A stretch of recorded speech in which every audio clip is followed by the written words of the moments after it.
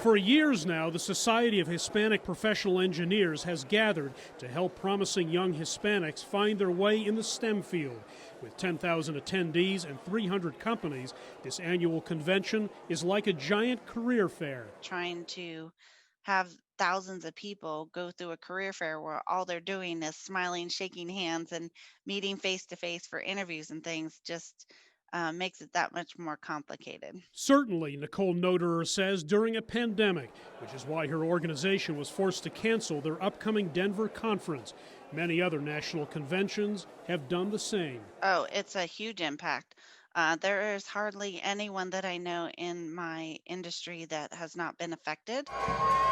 The events industry is reeling at a time when venues have limited capacity and many folks are hesitant to travel and meet in one place. Most of the people that I know have either lost their job, been on furlough. Every vendor and company that I normally work with has all been affected.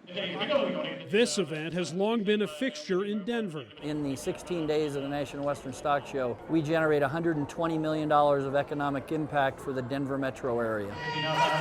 It was recently postponed to 2022. This has been a huge hit to state governments, city governments everywhere, because the convention business is such a huge economic boost to any city. Not to mention hotels, restaurants, and airlines. Now those big splashy events have given way to virtual conventions, which aren't always easy to pull off. This has definitely been a challenge for us. Noderer is working on a first ever online version of her convention, which will allow more people to attend remotely and be less expensive to stage.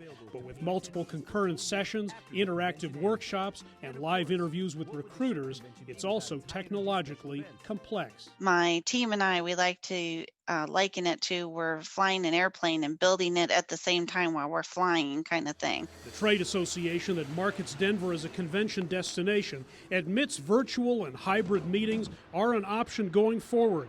But its president says this situation has reminded us how much people value face-to-face meetings and that nothing replaces that human factor.